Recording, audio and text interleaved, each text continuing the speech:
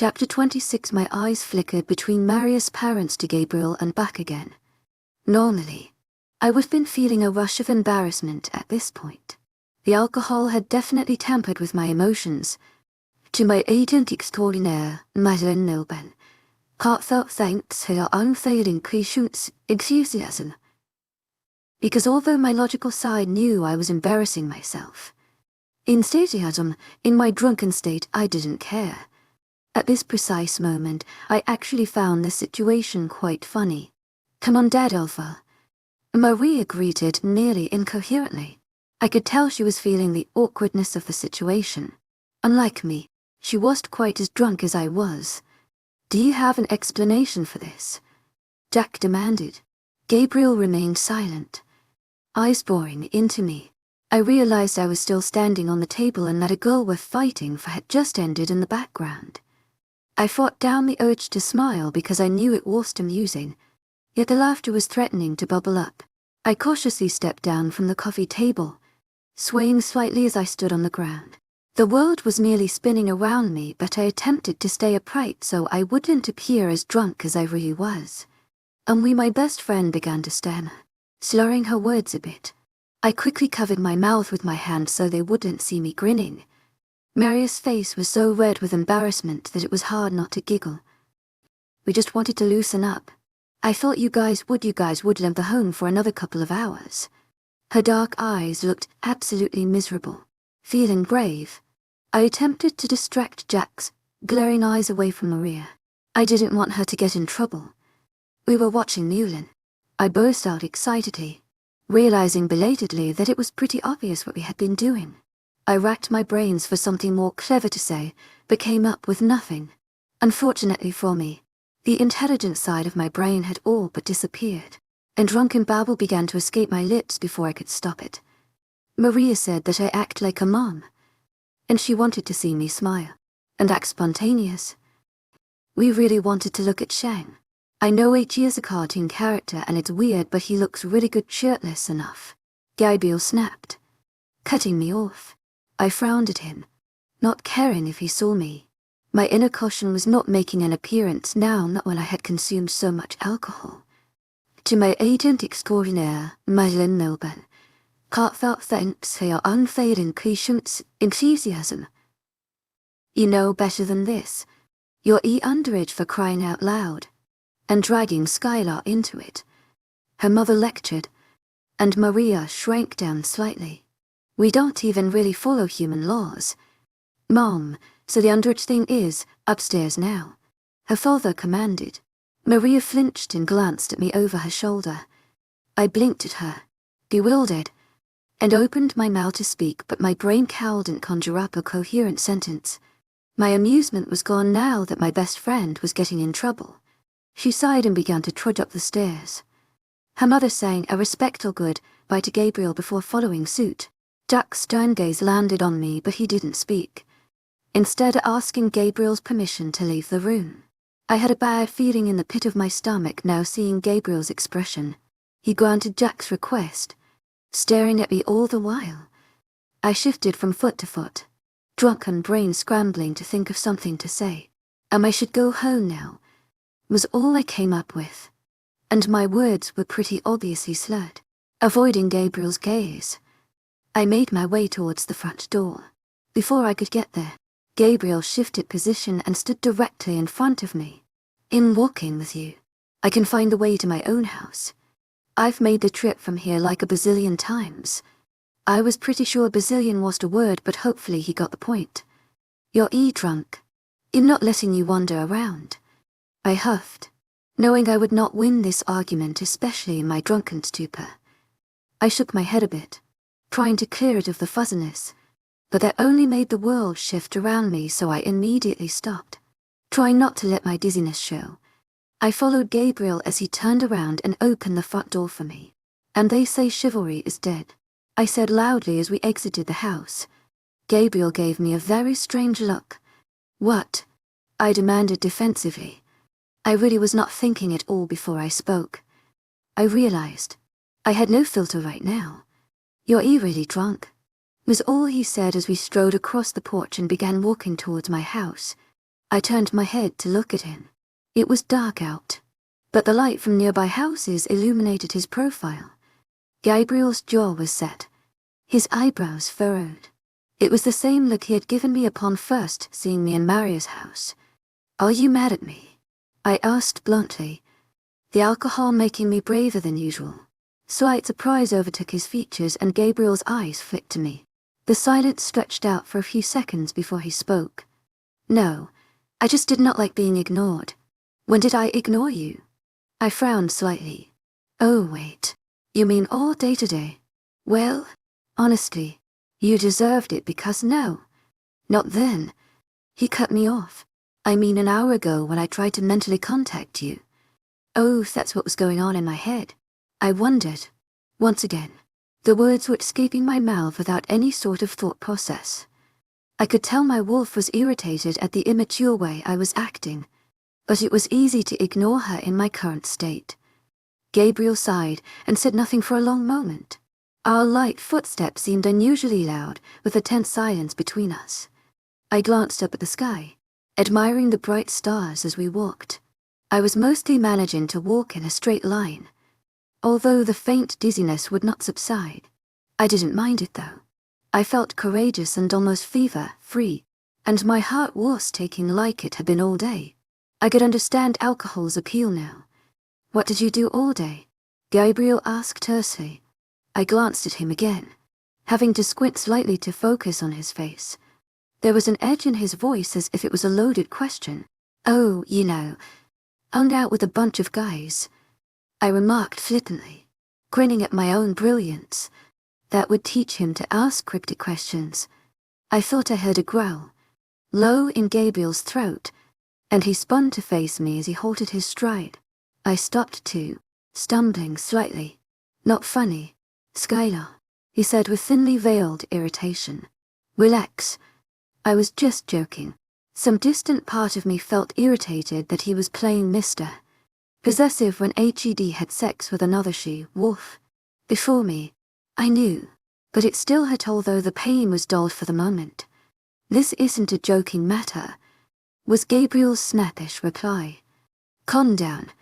To my agent extraordinaire, Mylan Nilban. Heartfelt thanks for your unfailing patience, enthusiasm." Feeling a burst of annoyance, the alcohol spurred me on, the fuzziness in my brain preventing me from really thinking my words through. "I would never do. I am faithful to my own mate." My tone was incredibly bitter. A very visible expression of hurt flitted across Gabriel's features and he turned away, touching his shoulders. My sense of compassion kicked in and I felt a prick of guilt, which caused me to make an attempt to lighten the mood. I knew I shouldn't have said that. Again, the drunken babble began to emerge as I tried to think of anything to take that expression off of his face. "Besides, you're way hotter than any guys here." "Really, Skylar? That's what you came up with?" I was sure if it was my conscience or my wolf speaking. Gabriel's face was absolutely priceless as he stared at me in open incredulity, as if he couldn't believe I was saying something like that. "You're even hotter than Shang. Skylar, just stop," Gabriel muttered under his breath. He looked uncomfortable. "What? You don't know how attractive you are. Why the hell was I saying these things? Why would it let my mouth stop?" I made a vain attempt to shut up, but as I continued to stare at my mate's perfect face, the words kept coming. "Why are we talking about this? The first time I saw you, I drop it. Was terrified of course, but I couldn't help but notice Skylar. And it was then that I took a closer look at his face and my mouth dropped open in surprise. He looked embarrassed. For the first time ever, Gabriel actually looked embarrassed. I couldn't help the grin that spread across my face until I knew I was smiling like the Cheshire Cat. "I can't believe it. You're actually embarrassed," I said aloud before I could help myself. It was true. Gabriel was looking anywhere but at me, shifting from foot to foot. It was an expression I had never seen on his face and it was absolutely worth every moment of acting like an idiot. Maybe I should drink around him more often. Gabriel did not deny allegation, instead setting off from my house again without a word, walking stiffly, while we did not talk the rest of the way. I couldn't keep the grin off of my drunken face. I had made him show some sort of customary emotion. I couldn't help but feel proud. When we reached the threshold of my house, a lot of my good mood dissipated. I remembered what had happened, that the last time was in here, and just like that, I felt my bubble burst. I was sobering up quite yet, but even my drunk mind knew I had a large amount of problems to deal with, and likely a lot of hurt still to go through. If Gabriel noticed my mood, he didn't comment as he opened my front door. I couldn't help but openly goggle at the way his muscles tightened and shifted as he moved. I felt a sudden rush of desire and I had to quickly turn away. Cheeks tinged pink. I knew that in this state of mind I was greatly at risk of acting on my hormones, so I would make sure not to have any more inappropriate thoughts. I observed my house's contents with forced curiosity as if it had never been here before, keeping my eyes far away from Gabriel's muscular frame. Thankfully, nobody was home. I had no idea where my parents were, but it was only about 10 o'clock, so perhaps they were out running or spending some time alone together. Gabriel's packmates, except for Ava, had left to return to the Black Mountains pack now that the emotions were slightly more settled here. My pack still had some adjusting to do, but at least nobody was launching themselves at my mate. Gabriel stopped at the foot of the stairs and turned to face me as I eyed the stairs dubiously. I hoped I could make it right now with my increased clumsiness. "Do you want me to come up? Can you make it up those stairs?" And I blinked at him in surprise. It was a surprisingly considerate request from him, and I felt a little warmer. I desperately wanted to say yes, and my wolf was relishing the thought of having him in my bedroom while we were alone. But then my thoughts drifted to the events from earlier, and I remembered what Ava had said, and the fact that she could walk in at any moment if she was still staying here. Is Ava sleeping here still? Completely ignoring his question, instead making my way cautiously up the first couple steps so he would know I could make it without his aid. I had to know about Eva's situation that was more important. I absolutely didn't want her here, but if Gabriel did, he tightened and he shrugged. Haven't seen her. I don't want her back here. To my agent extraordinaire, Madeleine Nobel, heartfelt thanks for your unfailing patience, enthusiasm. My words coming out much more vehemently than I'd intended. Gabriel's dark eyes bored into mine. The intensity in his expression was almost unnerving. I itched to reach out and run my fingers across his smooth skin, and I folded my arms behind my back to prevent myself from acting on my impulses. I promise you, Skylar, I never had feelings for her.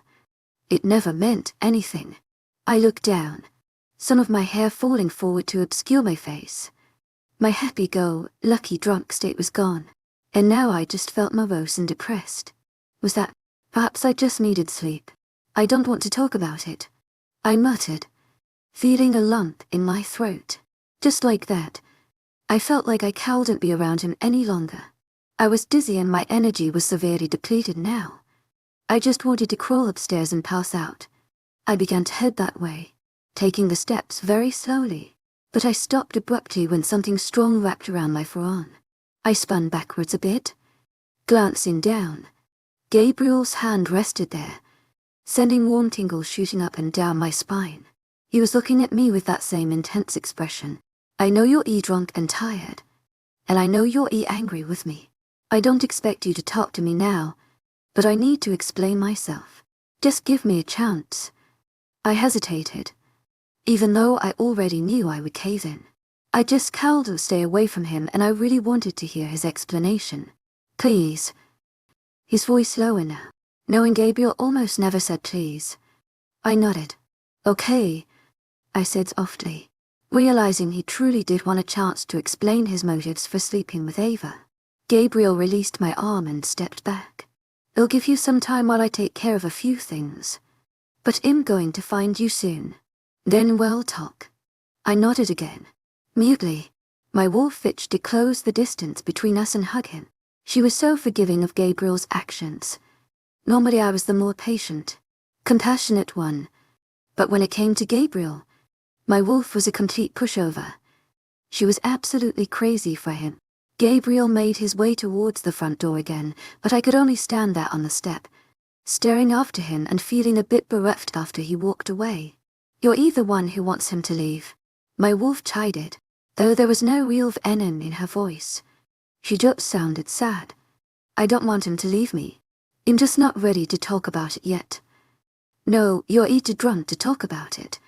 And you don't trust yourself with him," she said wisely. "To my agent extraordinaire, my noble. Hearts out saints your unsaid increations, enthusiasm." "Okay, those reasons too. The mating bond is natural for us. Why can't you just give in?"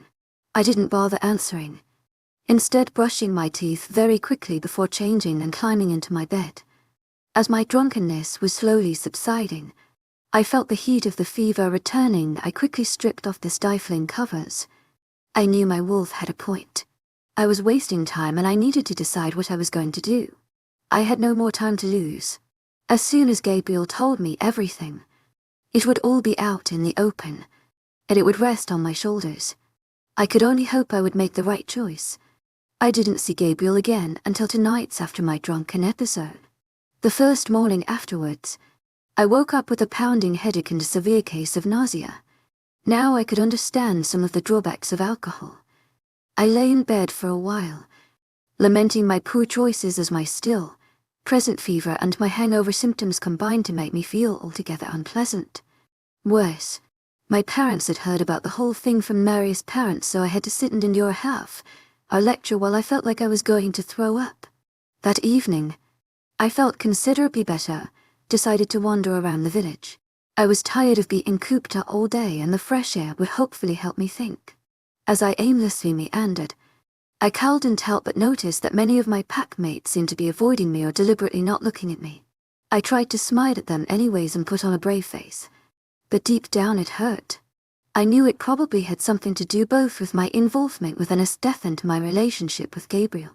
I knew they were still scared of their new alpha, but these wolves had known me for years. I couldn't believe their opinions of me were so easily swayed. It angered my wolf as she pondered how they would act if I ever became Luna. I stopped her right there. I couldn't think about that now. I could honestly say that the concept of becoming Luna one day was equally intimidating. Part of me relished the thought of having such a powerful position in the pack, and my sense of pride encouraged the notion that I would do a great job. However, the smaller, insecure part of me couldn't help but wonder if I was strong enough for the position. I was sure as hell didn't think I was worthy of being Luna. I gritted my teeth, feeling a new surge of determination to prove her wrong. By the next morning I had learned that Gabriel had gone to meet with Eli halfway between pack territories. Even so, I knew he was back by now, and I still hadn't seen him. I spent the majority of the day in the building that was built especially for training in human form. It had punching bags, weights, and the like. I had always scoffed at this, thinking I was plenty strong in human form, but my fight with the vampires had made me realize just how vulnerable I was when I couldn't shift. I would be prepared next time. My fever made my moves more sluggish, but I kept at it for a couple hours until my body ached so badly I didn't think I could take it anymore. Mopping my sweaty forehead, I sat down on the bench next to the weight rack, taking deep breaths. My whole body was burning and sticky with sweat. I knew that training might only make my fever worse, but I had to do something. When I was alone, all I could think about was Gabriel and Dava, and then I felt a rush of humiliation as I remembered some of the things I had said to Gabriel while I was drunk. I still felt my cheeks redden when I recalled how many times I had commented on his physical attractiveness. Preparing to head back home, but just then someone broke into my thought. There is going to be a pack meeting in 2 hours, in the usual clearing. Gabriel's deep voice speaking inside my head made me jump, startled. It was the first time he had mind-linked me. I knew he had probably sent that message to the entire pack simultaneously, but I still couldn't help the butterflies that erupted in my stomach. Hearing him in my mind like that just felt so intimate. I knew I was blushing, and quickly hurried out of the building before I could feel any more pathetic. I was very tempted to send him a mind-link message in return, however. I knew it was customary to respond to a pack-wide message, so I resisted the urge. Still, I couldn't help but briefly consider what it would be like to be fully mated with him and able to sense his every emotion at will, communicating mentally with him with minimal effort. I would not deny that I liked the idea. A little less than 2 hours later, I sat in the clearing. Maria sitting next to me and grumbling about how her parents had lectured and grounded her. I went sympathetically, blushing when she began to remind me exactly how much of an idiot I made myself out to be. I blamed it on the alcohol and fever. Thinking of my fever, I realized that it was very slight now, hardly noticeable. I was feeling a lot stronger. Perhaps that workout today had helped, as miserable as it had been. Don't forget when you told my parents and the alpha how dreamy you thought Shang was. She was giggling almost maniacally. My cheeks reddened further. Oh, Maria, I managed to do worse than that while Gabriel was walking me home, I replied morosely. To my surprise, Maria didn't ask what embarrassing thing I did. Her face suddenly grew serious and she examined me. So about the whole lever thing. Had you talked it out? I shook my head no. He said he'd find me soon though, because he wants a chance to explain himself. Her expression was contemplative, but she didn't get to respond as Will plopped down on my other side, sounding glum as he greeted us. I noticed that Maria stiffened but managed to still say hello. What's wrong? I asked him, already knowing what he would say. It's just I smelled my mate, Skylar, at the purge. Remember? And now I can't find her anywhere. Sometimes I catch her scent and follow it, but then she's gone. It's like she is avoiding me. I think it's that redhead that the alpha brought with him. I chewed on my lip, wondering how much I should tell him. Yeah, her name's Ava. She has a lot of issues, I don't care. She's still my mate. The only one I have. Inputting take her and all of her issues. Will replied desperately, ripping grass out of the soil viciously as he spoke. I looked down at the ground, unable to respond to that. I suddenly felt chastised even though Will's words were directed at me. To my agent extraordinaire, Madeleine Nolban, heartfelt thanks for your unfailing patience, enthusiasm. I was the one having trouble accepting Gabriel even though I desperately wanted to. Will would think I was a coward if he knew. Perhaps I was a coward. Seconds later, Gabriel arrived, and my eyes inevitably found him as he climbed up to the wooden platform to address us. He looked glorious as usual, and my eyes scanned every inch of his face and body. It just wasn't fair how physically perfect he was. How on earth was I supposed to resist that? The purpose of this meeting is to update you all on our progress on combining the 2 separate packs. As you know, the more stretched out a pack's territory is, the more vulnerable they are. Jack and some of your elders have worked with me on the logistics of combining the 2 groups. Right now, our predominant idea is to build a 3rd village in the location of our former semi-annual meetings. This is an ideal area because it is in the middle of the territory. I do not expect all of you to relocate to this new village. I will live there, along with the betas, senior warriors, and a pack doctor. It will make it easier for us to manage things from the middle instead of one end or the other. His eyes roved over the pack, my face burning as they hovered on me for a few seconds before moving on. Think of it almost as a center of operations for the pack. If any of you want to move to the new village, you will be allowed. We have plenty of wolves available to help construct the new village along with installing the water and electrical systems. If we contact... He began to explain some of the more technical issues, most of which were over my head. However, I knew that a few of the wolves that had built our pack village could help with the construction of the new village.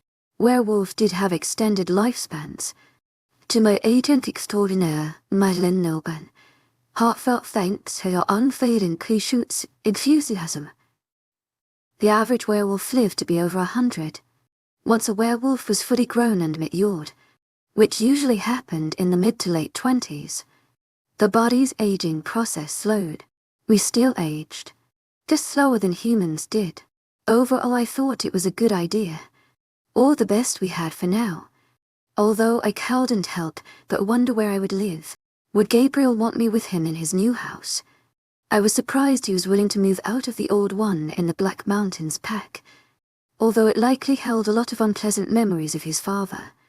After we were dismissed and we stood up, I noticed something next to me. Will had stiffened completely and his eyes were fixated on something across the clearing.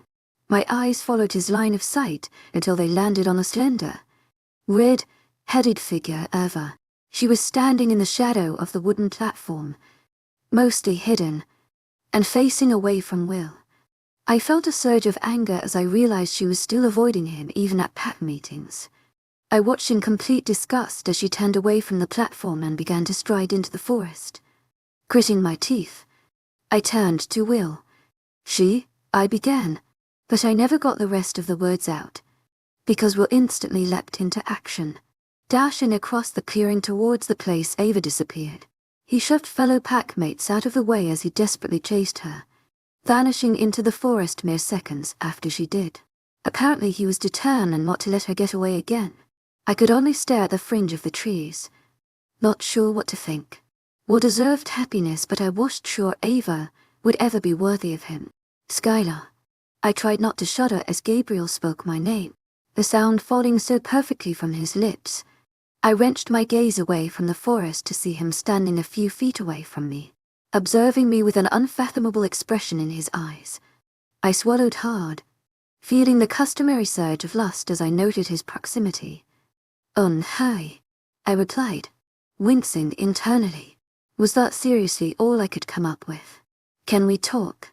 I realized Maria had long since disappeared, and most of the pack had left the clearing. The few that were left were sneaking glances at Gabriel and I from the corners of their eyes.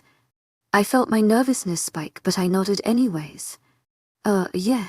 Gabriel indicated that I follow him and he led me towards the forest, thankfully on the opposite side of the clearing than the area in which Will and Ava had disappeared. All thoughts of Will were soon forgotten as I followed my mate deeper into the trees. It was dusk and the animals in the trees and bushes were coming alive, although they gave us predators a wide berth. I studied Gabriel's broad back as I followed him, once again admiring the way he moved. My fingers itched to trace his muscles and I bit my lip. My hormones were going absolutely crazy and I needed to get a grip. There was a small creek a safe distance away from the clearing and Gabriel stopped in front of it. A couple of small boulders were scattered next to the creek and I sat down on one of the smoother ones. The sound of the gurgling water was actually soothing as I braced myself for whatever Gabriel was going to say. I was all too aware that it was just us out here, with nobody to intrude, unless they mentally contacted us. Gabriel seemed to be organizing his thoughts for a moment before he finally turned to face me. The dim lighting made his eyes look completely black. I knew it would be hard to read his emotions from this angle as his face was so unexpressive most of the time. I have to tell you that she never meant anything to me outside of the fact that she's one of my pack members. She called us lovers, but there was nothing close to that emotion involved. I glanced down at my hands, intertwining them in my lap. I was surprised, even though I did feel a bit of relief. I didn't even think Gabriel could love me, let alone Ava. I was sure he was capable of such emotion. The thought was quite disheartening. I had the blood of an alpha, thus the increased sex drive. I tried everything to tame it from running to fighting. Sometimes I would be furious for no reason, and my father only made things worse. I thought I didn't have a mate. I knew I needed some sort of release. Either. She told me she never wanted a mate after seeing her mother's heart break when her father died. As it never met my mate, I just accepted her words without argument. I remembered some of Eva's words the other night, when she told Gabriel she'd thought he understood why she didn't want a mate. I also recalled how angry H.E.D. gotten when H.E.D. learned that Ava was sitting around at my house instead of finding me. It made me feel a bit better than meeting me had changed his reaction to Eva's stance on finding her mate. Still, I remained silent, waiting for him to go on. The first time happened by chance, but it was not the only time. I went to her when I needed release and there was no other way. Quite honestly, I used her, although I told her from the beginning that nothing would ever come of it. I thought she understood. She doesn't feel like it was a casual hookup, I replied, trying to keep my voice tone less. The fact that they had sex numerous times made me nauseous. It never seen that side of her until the other night. The way she looked at you and treated you made me realize that she'd grown attached. I stared down at my hands. I saw it before. She flirted with you and it pissed me off. My wolf sensed that she had feelings for you. And then you defended her. I defended her as my packmate. Skylar, I didn't want you feuding with anyone from your future pack. I would have defended any other wolf in her position in the same way. I was silent for a bit, trying to think what I wanted to ask him. So many questions swirled through my brain, but I didn't know how to bring them up. How often did it happen? I finally blurted, unable to help myself. I knew the answer was going to hurt, but I had an insatiable curiosity. I just had to know. Our gazes met and his eyes burned into mine. It was like it was a weekly or even a monthly thing. I didn't want to form many connections with even the slightest romantic connotation. I did it for release. And it was my last resort. It's kind of heartless the way you used her. I know that now. At the time, quite honestly, I just didn't care. I had my father and then alpha duties to deal with. It wasn't until after I met you that I realized what a selfish pig he'd been. It was hard to tell in the dim lighting, but I thought his expression softened. You've taught me a lot about emotions, he said quietly. I felt my face heating up and I quickly changed the subject. I guess what I'm angriest about is the fact that you didn't tell me. And how pissed you got about me kissing Will when you had slept with another woman. I didn't know how to bring something like that up. You already had so much to deal with when you de-learned everything about me. I was waiting until a better time when you weren't overloaded. Gabriel looked away, clenching his jaw. It was selfish not to tell you. Now that I look back on it, part of me was worried what you'd think of me. You already had enough reason to hate me. His head swiveled back towards me. I would have told you though. He spoke gravely, sincerity oozing from his words.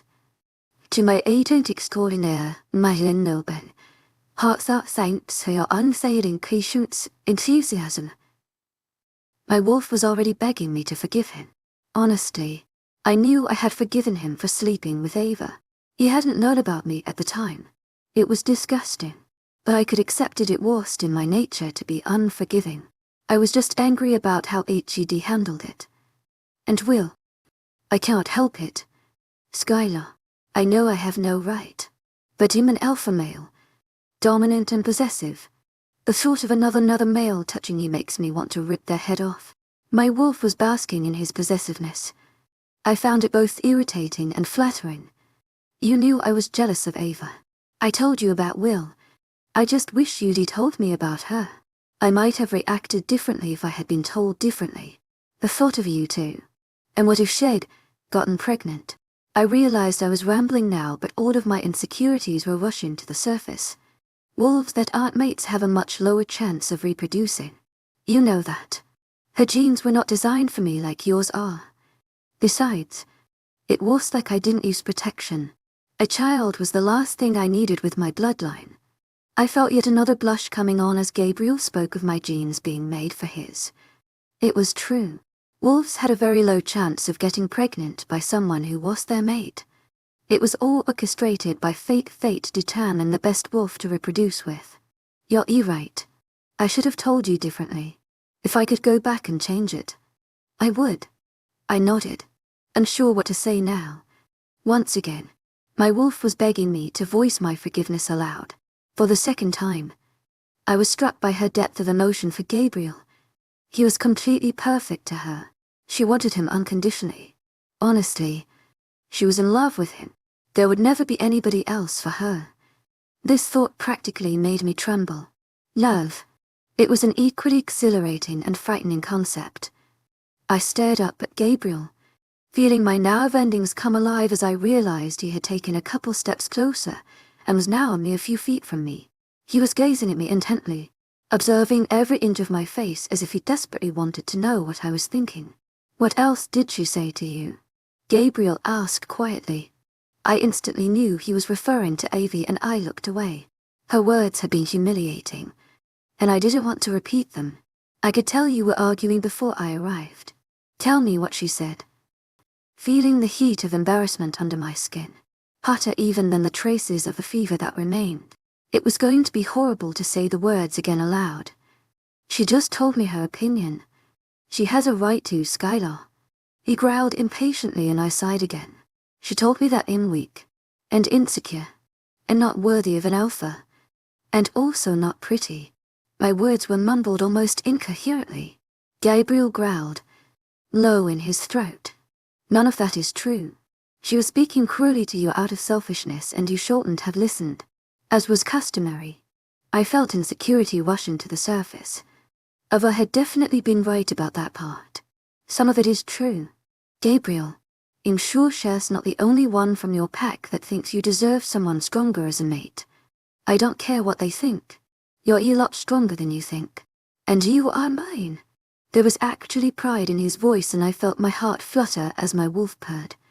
Lucky you, I muttered, torn between feeling embarrassed and completely elated at the way he spoke about me. I knew I was acting a bit immature and attempted to push my insecurities aside. I had been doing so well a couple of nights ago, if only I had access to the alcohol in this bravery now.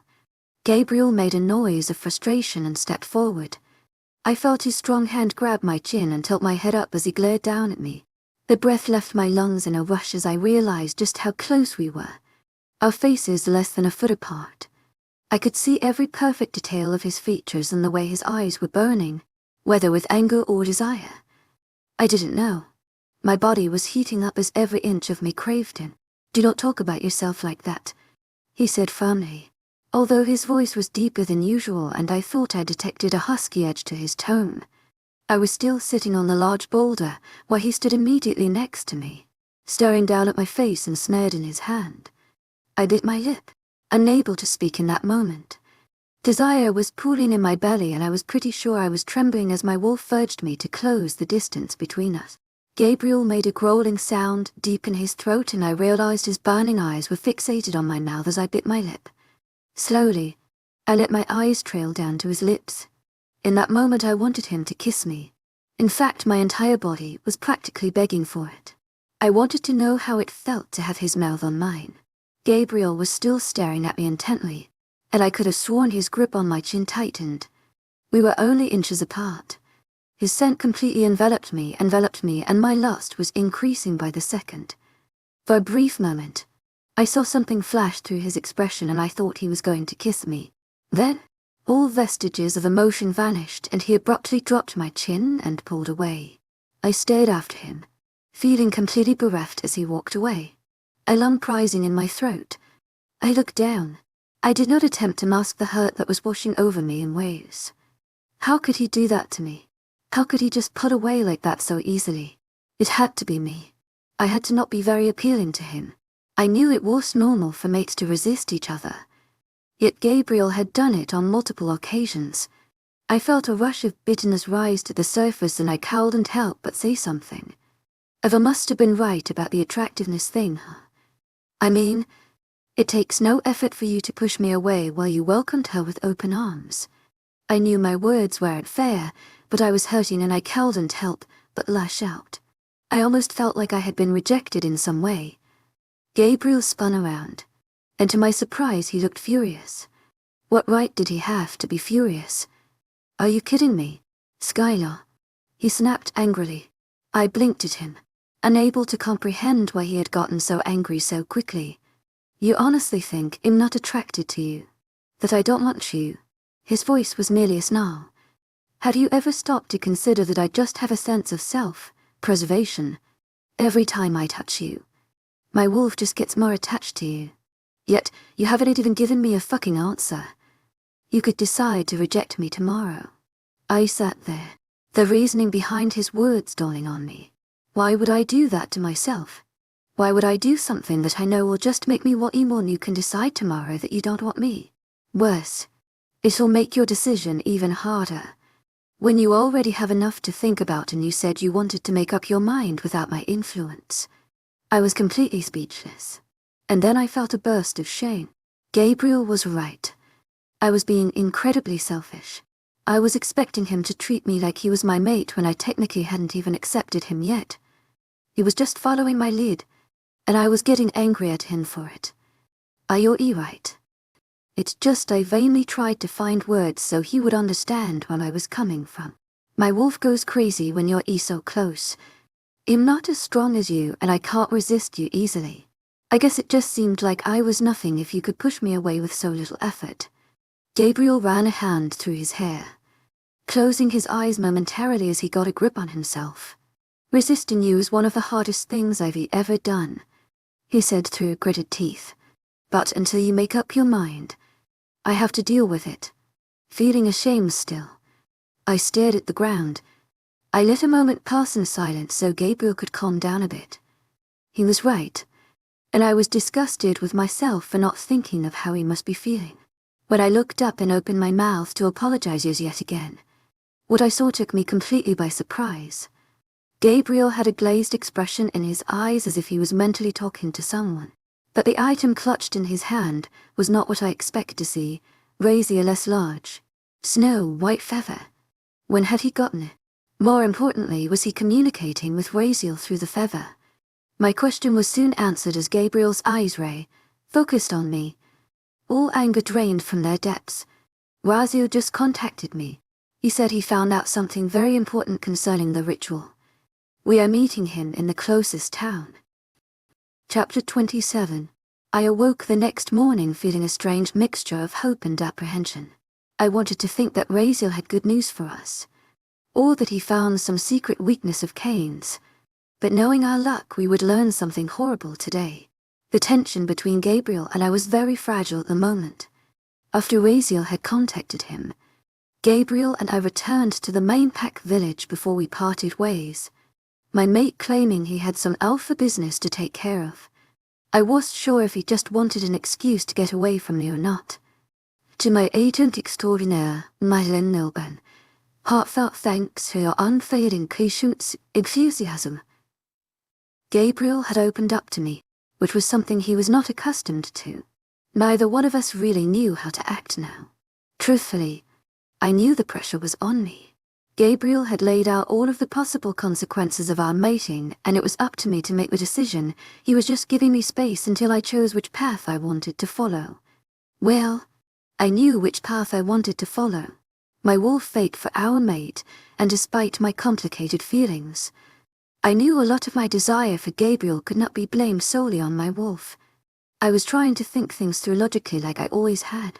I possessed the same sense of self-preservation Gabriel had referenced the night before. In this case, to my agent extraordinaire, Mulan, heartfelt thanks for your unfailing patience, enthusiasm. I was tempted to just throw all logic out of the way as my window of opportunity was closing.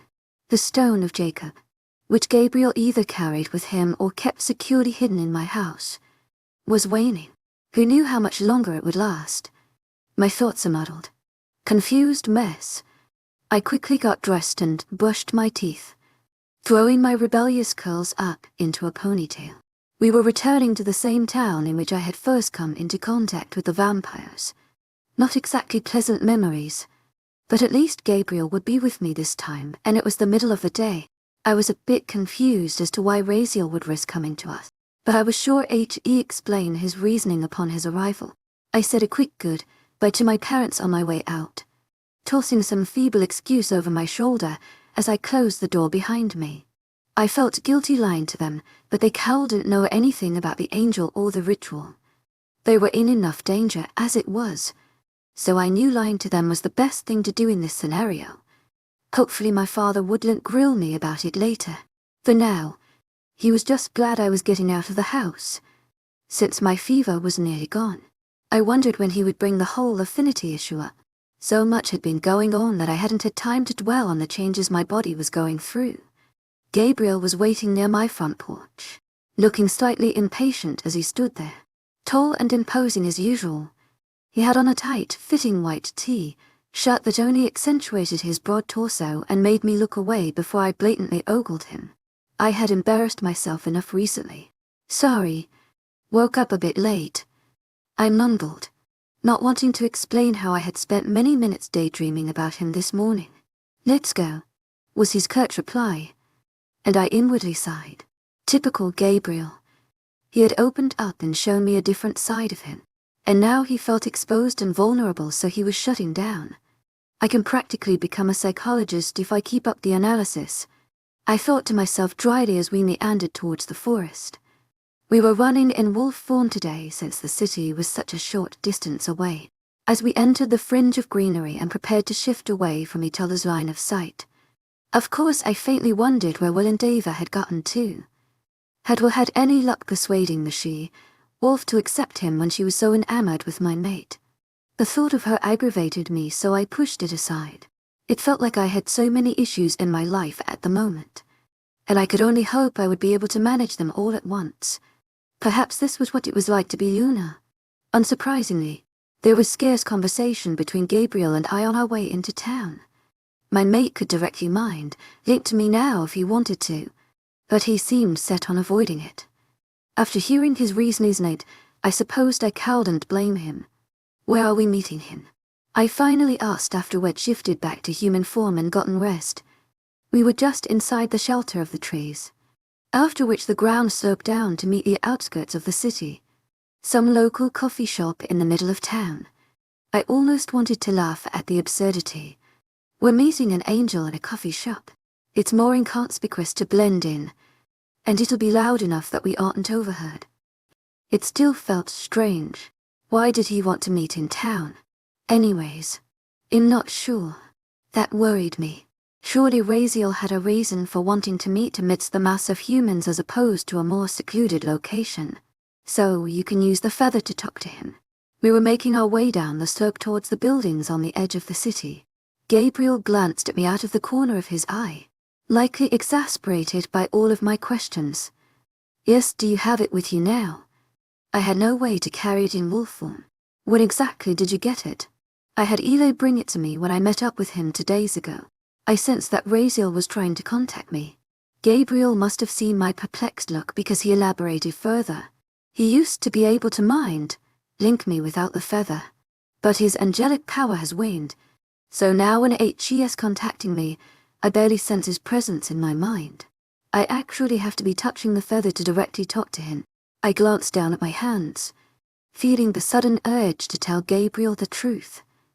To my agent extraordinaire, Madeleine Nelban, heartfelt thanks for her unfailing Clichut's enthusiasm. He definitely revealed everything to me. I might as well fess up. I already knew you had a feather.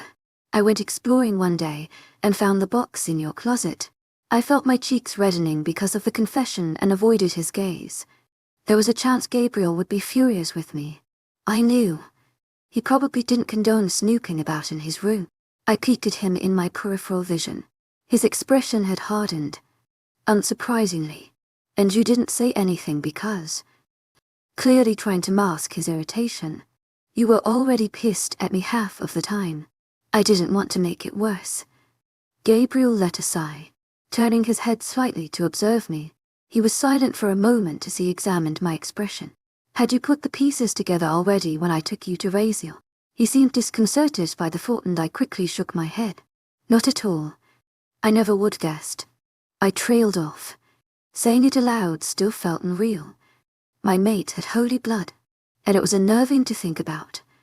If I didn't know about his angelic blood, I was pretty sure, but I knew it would have only reinforced her ideals about me being unworthy for Gabriel. I hurriedly pushed thoughts of the redhead away, because despite my conversation with Gabriel the night before, I was quite over the whole topic. What's the locket for? I couldn't resist adding the question. He tossed me a sharp glance, and for a second I thought he wouldn't bother replying, but with a small sign Gabriel relented. I'm not sure. Raziel brought it to my after my mother left. He thinks she stole it from Cain. I haven't noticed any special properties other than the fact that it irritates my skin. Judging by his tone of finality, Gabriel didn't want to discuss any more issues relating to his mother. Several minutes passed in silence. We made our way along the edge of a shopping center, walking casually as if we hadn't been beast running through the trees just moments before. If anyone had seen us a few minutes ago, giant wolves with clothes tied to their ankles and shoes clutched in their mouths, I was sure nobody would have believed it. Humans were funny that way. I wasn't sure how Gabriel knew where we were going, but I trotted along obediently as we cut through a few side streets before finding one of the main roads of the city. There were other passersby on the sidewalks around us, and I noticed several of them giving Gabriel cautious looks out of the corners of their eyes as they passed. It wasn't exactly one of those small towns where everybody knew everybody, but it was small enough that people knew an outsider when they saw one. I was surprised I hadn't seen anybody I knew my last couple times here. To my agent extraordinaire, Madeleine Noban, heartfelt thanks for your unfailing patience, enthusiasm. I'd gone to school in town for years. I also could not help but notice a few young women or girls. In some cases, sneaking glances at Gabriel too. The admiring glint in their eyes was not lost on me, and I tried to remain calm. Getting possessive for no reason would only worsen the situation. And it wasn't Gabriel's fault that they noticed his look. Are you scared of me, Skylar? Gabriel's quiet question nearly stopped me in my tracks. I turned to face him as we strode through a narrow alleyway, and I'm sure my surprise was clearly visible on my face. Caught off guard. You said you were worried to tell me you went through my things, because I might have been angry with you. He elaborated, although it figured that's what set him on this train of thought. I hadn't considered it in a long time. On the night of the meeting when we first met, I had truthfully been terrified. I had thought of him as the formidable enemy Alpha, so of course it had my reservations. Now Gabriel was still rough around the edges, short-tempered, brusque, and intimidating. Yet, underneath all of that, I had seen true emotion, and despite all of our arguments he had never hurt me, physically at least. My wolf and I knew Gabriel would never lay a finger on us. Not exactly. Not the same way as before. I finally answered slowly, aware that Gabriel had a pained expression on his face because I was taking so long to answer. He didn't look satisfied by my answer, so I continued. I used to think of you as an enemy Alpha. Not anymore. What reason would you have to be scared now?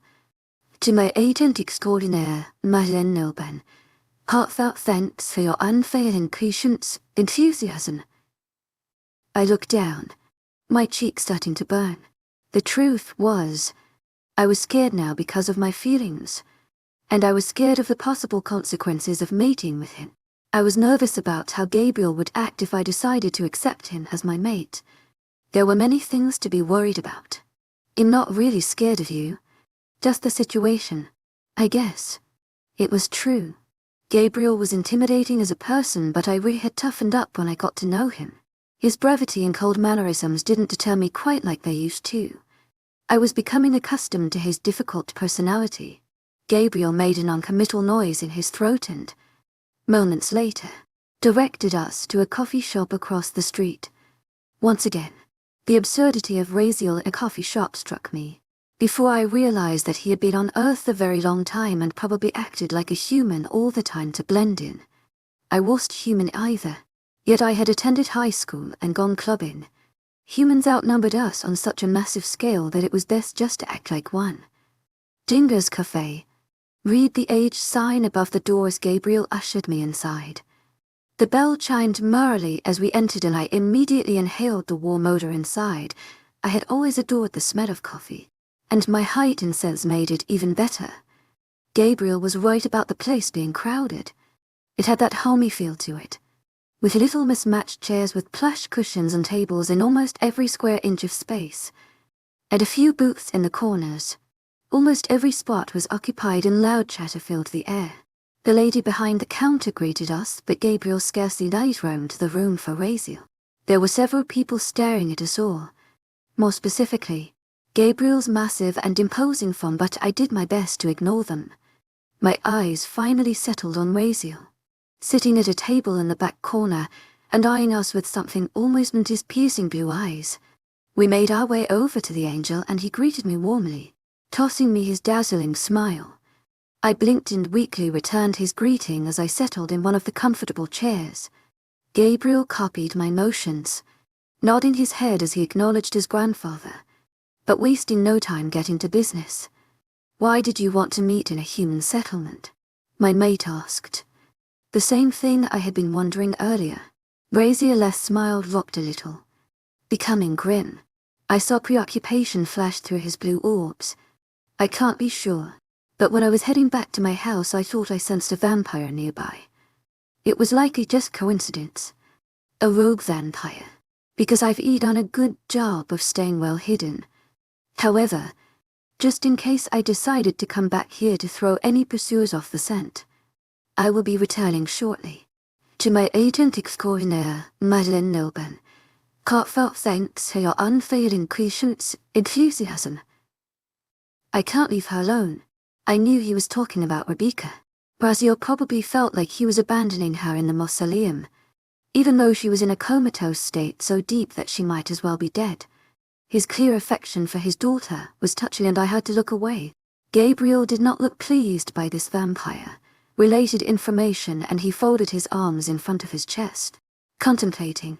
The human settlement is perfect because the vampire's sense of smell is nowhere close to yours, so they'll never be able to track us. Plus, it's one of the last places they'd expect a rendezvous and they can't do anything about it during the day. Raziel added. I had to admit, he had a point. I really hoped he was right about it being a rogue vampire and not one of Cain's. If they found the angel, we were in trouble. Wazi had to remain in complete and utter secrecy. To my agent extraordinaire, Madeleine Nilbe, heartfelt thanks for your unfailing patience, enthusiasm. On to the subject at hand. Here is what I want to show you. Wazi reached down and he lifted a black messenger bag from next to his chair. He opened the flap, giving me a glimpse of the bag's contents, which appeared to mostly be papers. He reached in and pulled out a small packet of documents.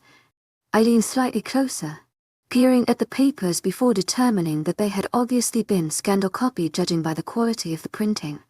I had absolutely no clue where Raziel had copied them from. My eyes widened as Raziel spread the papers out till I got my first good look at the contents of the pages writing. Endless lines of flowing script in a language I had never seen before. I had taken Spanish in high school, but other than that I had little experience with foreign languages. However, I instantly knew that the writing on the pages was in no modern-day language. It seemed archaic and foreign. Somehow, I got the feeling that the words themselves had power.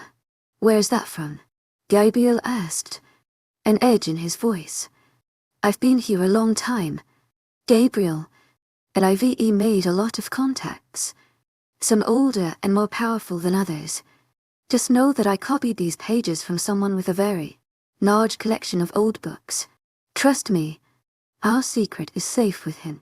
Gabriel looked uncertain, his dark brows furrowed, and I knew he wanted to press Raziel but had enough respect for the angel not to. What language is that? I blurted out, genuinely curious. Raziel smiled tightly, and the expression didn't reach his eyes. I could tell this was an uncomfortable subject for him. It's the language of my kind. Very old, and unknown to humans. It's a dialect I'm not as familiar with. To my agent extraordinaire, Madeleine Nilben, heartfelt thanks for your unfailing patience, enthusiasm. So I'm working on translating. Some of it is harder to read because the original book was handwritten. I stared at the papers with renewed interest, absorbing the impact of the hundreds of black characters scrolling across the pages. The language of angels. It was an intimidating concept.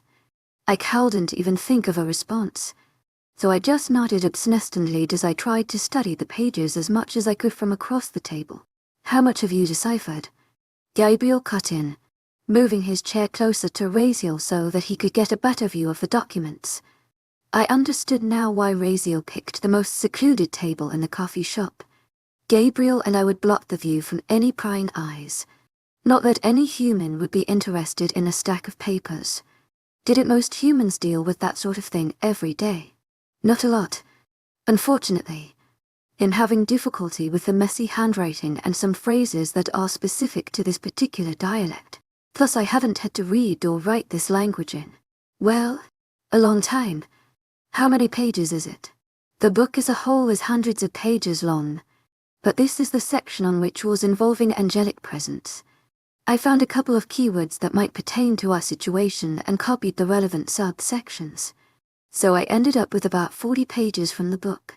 Gabriel's eyes returned to the pages and he pulled a couple of them towards him, dark eyes scanning the lines intently. I noticed Raziel watching me and my eyes met his. I raised my eyebrow questioningly, but the angel said nothing, staring at me as if he was trying to find the answer to a conundrum.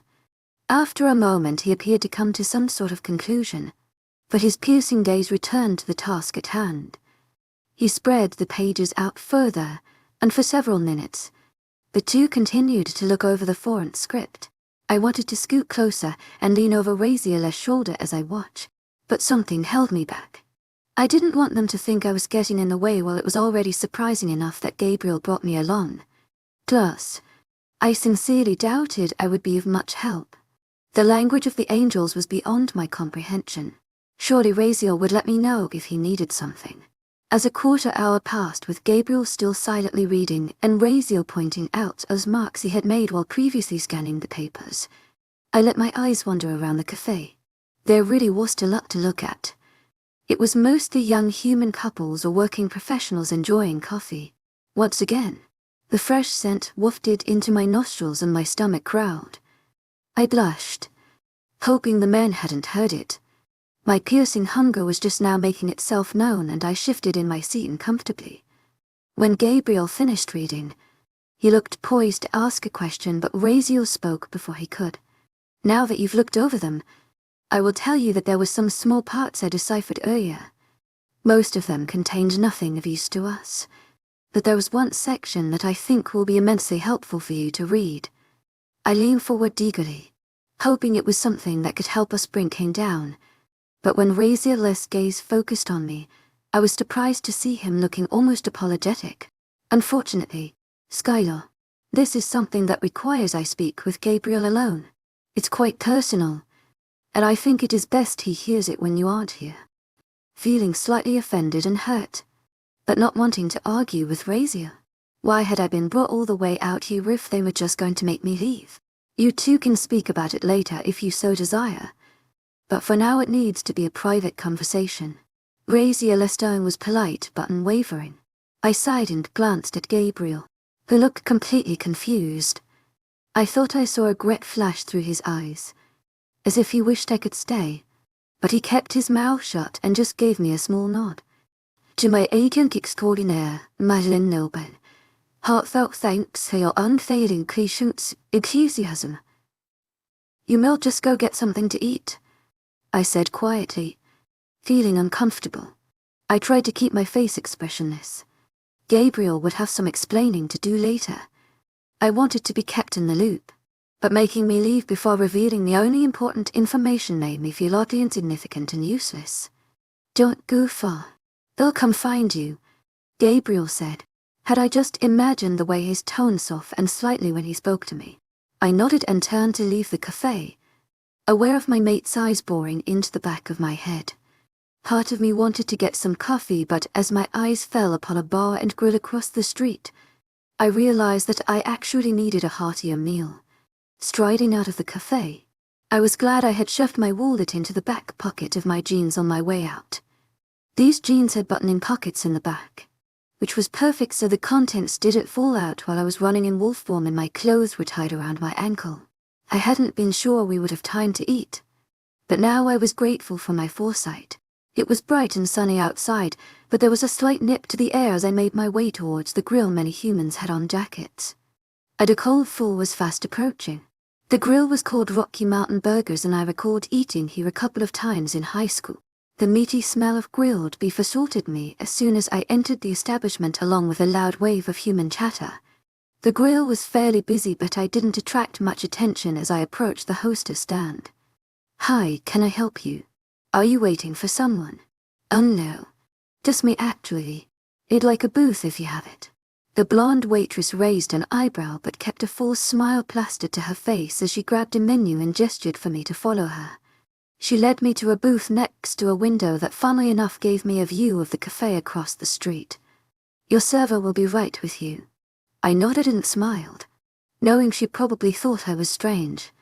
When the waitress came and asked what I wanted to drink, I received a similar odd look. The woman was probably wondering what kind of a person came and baited to sit down establishment by themselves. I was getting a couple glances now, especially from a table of a group of guys sitting near me, but I studiously ignored them as I examined my menu. I wasn't a human, and I didn't care about human standards. It was like I had a boyfriend to eat with. Anyways, you have Gabriel, my wolf chided, as if he hadn't already been on my mind. I can't exactly picture us eating together at a place like this. Normal. Well, sometimes normal couples are the happiest. Look around.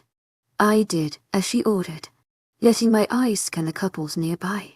I felt a little pang as I saw the guys' cheesy grins, the girls' bright expressions and happy eyes, a few young men and women and kids tagging along with them.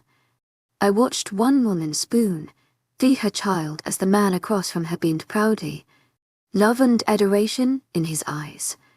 I bit my lip hard. I wanted that. I really did. One day I wanted a child of my own. I wanted to be one of those couples holding hands across the table or just sharing a casual lunch in the middle of a busy day.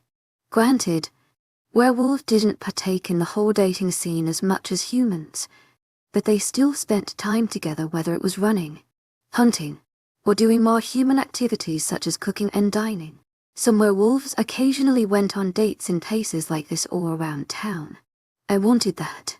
Looking at the visible love around me, I was struck by just how badly I needed that companionship, especially when the man I dreamt about was so close to me. You'll never want it so badly from anyone else, my wolf said quietly. For a moment, it was as if everything around us faded and it was just my conversation with my inner wolf that mattered. I know, I admitted quietly, done with denying the facts. If you reject him, you might love someone else again, a long time from now, but you'll never be able to feel as strongly about anyone else as you can for him, and I will never love another. I wouldn't expect you to. He's been through so much. Skylar. He's never known love, never been shown love, but I know it's there inside him. We both know that. I thought about it, realizing with a jolt that she was right. Gabriel had never experienced what it was like to be loved, at least, not knowingly. His mother had abandoned him when he was young and he had grown up with that sense of abandonment. His father had been cruel and cynical, telling him true love didn't exist. Ava had loved Gabriel, but Gabriel had not been in a position to receive it and it from him because she knew he couldn't love her back. And me, I hadn't even given him a chance yet.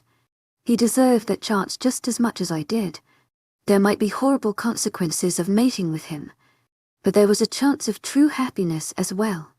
Sure, if everything went wrong I would have to deal with the agony of lose love, if I ever secured it in the first place.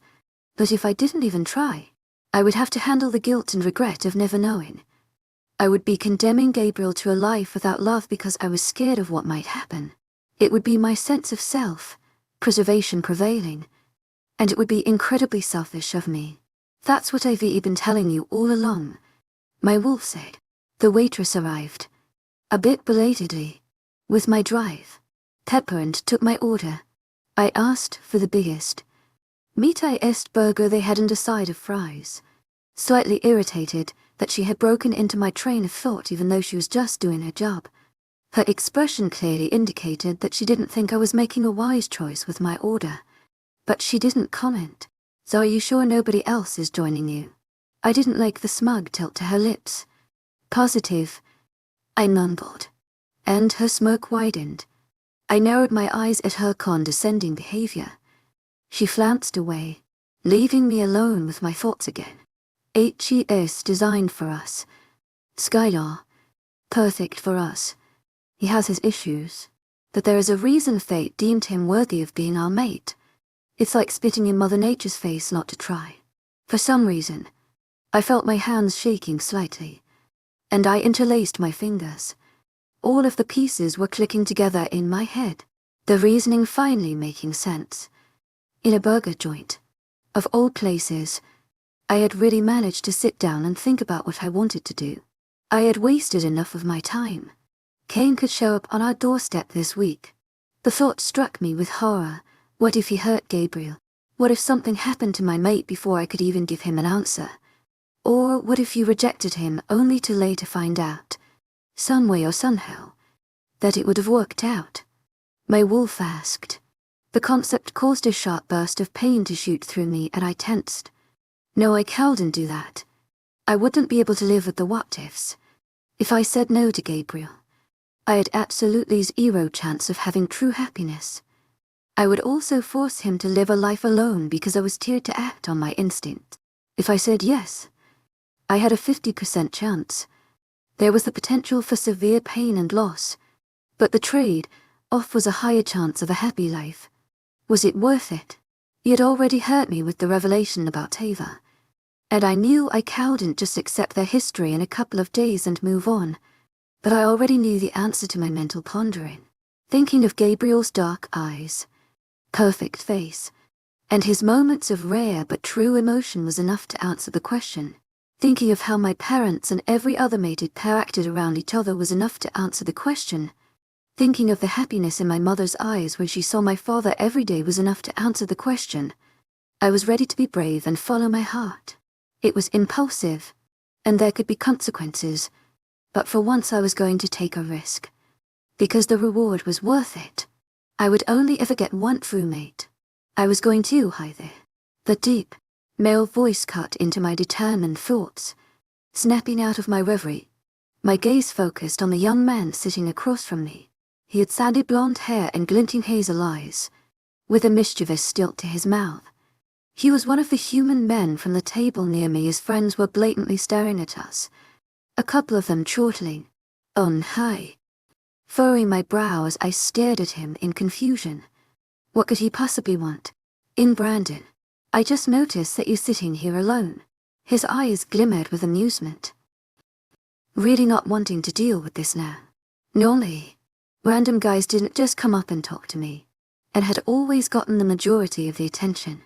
Thinking of her, I felt a pain of sadness, so I shook myself out of my unpleasant thoughts. Was all I said, not sure where he was going with this. Well, would you like some company?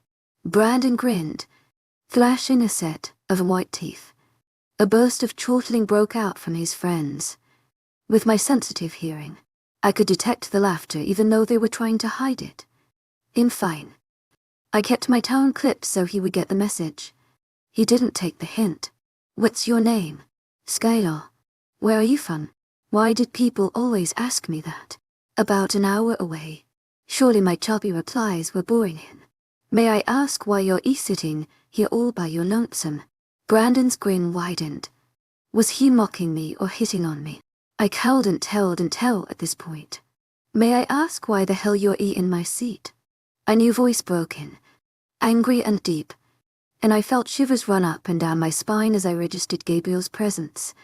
He stood next to me, towering over the booth and glaring daggers at the human. He looked ridiculously attractive even when furious. I couldn't help but notice. The boy glanced up, his amused expression morphing into one akin to fear before he attempted to score his face into a black mask. It didn't really work. She was sitting alone and... Is she your girlfriend? Leave now. Gabriel was practically snarling. I was pretty sure the human, Brandon, was about to lose control of his bladder. His friends had quieted immediately and were staring at us in horror. The human stood up very hurriedly after that, his face paling. He mumbled something practically incoherent before stumbling back towards his table. His friends scooted slightly away, and I knew Gabriel's alpha presence was affecting them, although they didn't know it. I felt like smirking, actually basking in Gabriel's protectiveness for once. Although if HED hurt the human it would have been an unnecessary scene. My mate was still glaring at him as if debating whether to follow Brandon and threaten him more. Gabriel, I said softly, placing my hand on his arm in an attempt to soothe him. He tore his eyes away from the cowering group of humans to focus them on me. I quickly pulled back my hand, remembering Gabriel's previous words about physical contact. With a sharp exhale, he slid into the booth on the opposite side from me, though his face remained tense. Thanks, I said quietly, feeling my cheeks turn red. I think they were just making fun of me for sitting alone more than anything. It was true, I mean. Why else would Brandon have felt the gall to just sit with me? I doubted that he was going to ask me on a date. High school experience taught me that most guys my age preferred their women much curvier than myself. Gabriel's eyes darkened and I saw some undefined emotion flickering in their depths. You should never have to sit alone. I blushed even farther as he stared at me, and suddenly my previous thoughts came back to me. I clasped my hands to prevent them from shaking as I took in every detail of my mate's appearance. I felt nervous, or far more nervous than was usual. Was it because it had such deep thoughts about him and made some major headway with my decision? Even while sitting alone in a random burger joint of all places. Skylar. I belatedly realized Gabriel had been trying to get my attention, and I blinked at him, knowing he'd been staring off into space. A waitress had arrived at our table and was setting my steaming food in front of me, glancing at Gabriel out of the corner of her eye. My mouth watered as I inhaled the delicious scent of beef. Hello, sir. She, didn't tell me anyone else was coming. Let me get you a menu. The waitress spoke in a rush with pink-tinged cheeks, quickly dashing off to get Gabriel a menu and silverware. She wasn't looking down on me anymore. That was for sure. Are you okay? Gabriel seemed genuinely concerned. Yeah, I'm fine. You don't have to stay if you don't want to. I wouldn't have ordered such a big meal if I knew. No. Go ahead. I'll eat too. My eyes nearly bugged out of my head as the waitress returned and Gabriel told her to bring him whatever I was having. This all seemed surreal. I knew it was circumstantial that we were eating together, but sitting across from him at a restaurant was something I would never have expected to happen. It was just so normal, almost like we were dating. The notion made my heart skip a beat and my wolf yippee enjoy at my newfound thoughts about Gabriel. I realized just how patient she had been with me ever since we left the Black Mountains pack. So, about Raziel. Noting that Gabriel's expression instantly became guarded. So he didn't want to talk about the angel's revelation. To my agent extraordinaire, Madeleine Nilben, heartfelt thanks for your unfailing patience, enthusiasm. It must be indeed been personal. I'll tell you. Just not now, Gabriel replied after a minute of silence in which I waited expectantly, and not even sure what to do with the information yet. Despite my insatiable curiosity, I just nodded. It was my right to push him, even though I wanted him to open up about it. I had to respect his privacy on the issue if it was that big of a deal. Wait, if you're here, where did Raziel go? She is still going over the pages, and we were stopped by on the way out. He hardly had any information for me to begin with. Oh, are you going to start eating? I glanced down. I'd been waiting for Gabriel to get his food. You don't have to wait on me. It was as if he had read my thoughts. Tentatively, I began too much on my fries, aware of his eyes on me. Now I felt toward. I tried not to openly fidget in my seat. Truth was, I had a whirlwind of emotion raging through my head and I didn't even know where to begin. There was so much unexplored territory between Gabriel and I, but he was very difficult to approach. Taking a large bite of my burger, my eyes strayed to the happy couple and their small child they'd been spoon-feeding earlier. They were standing up and preparing their things to leave. As I watched, the man threw his arms around the woman's slim shoulders, chuckling about something. He looked so carefree. I could never imagine such a carefree expression on Gabriel's face. Come to think of it, I had never even seen him smile. I'd never seen a smirk, a slight upwards tilt of the mouth. Nothing, even being around me, had never made him smile. How depressing. I shoved another fry in my mouth with more force than was necessary as the waitress finally brought Gabriel's plate to him. She thought she was being sneaky while she ogled my mate, but my eyes caught it and I scowled darkly as she walked away. Gabriel started to eat in silence and I tossed glances his way while we ate. For some reason, I still felt extremely jittery and even more nervous around him than normal. Butterflies were erupting in my stomach and I was sure my cheeks were a light shade of pink. It's because you're finally admitting to yourself just how much you want him, and that it's possible to have him, my wolf said, making no attempt to hide how content she was with the idea. There are a lot of obstacles. Yes, still so hard to read. Then why waste time? The relationship needs work, but it's possible if you're willing to try. When did you get so wise? Smiling a bit to myself. I'm not wise. I just know that we're supposed to follow our instincts. I couldn't argue with that. Now I don't know how to approach the subject. Just do it soon. I'm tired of waiting. I want him to mark us as his. My wolf's words made my blush increase as I realized just what the marking entailed. We finished the rest of our food quickly and the waitress brought the check. I pulled out my wallet from my jeans and fished around for a few bills. But Gabriel's hard glare stopped me. I'll pay for it. You don't have to, I began to protest. Although I felt warmth blossom inside of me at his gesture. His eyes narrowed slightly. You honestly think it'd make you pay for your own food? Without waiting for my response, he pulled out a couple of 20s, leaving a decent amount for the waitress, although I wouldn't have cared if he didn't tip at all. As he indicated that it was time to go, I tried to keep the bright grin from my face. Again, I was struck by the surrealism of the situation. Gabriel had just paid for my food at a burger joint. It was almost like a date. As I contemplating, I realized I really could get used to the situation, provided Gabriel was a bit more forthcoming with words in the future. Then again, he was just the brooding time. I doubted my mate would ever be a chatterbox.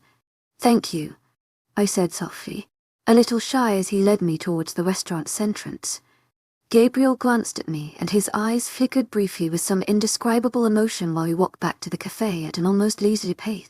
My stomach was pleasantly full and I rubbed it obsessively, my thoughts returning to their earlier subject.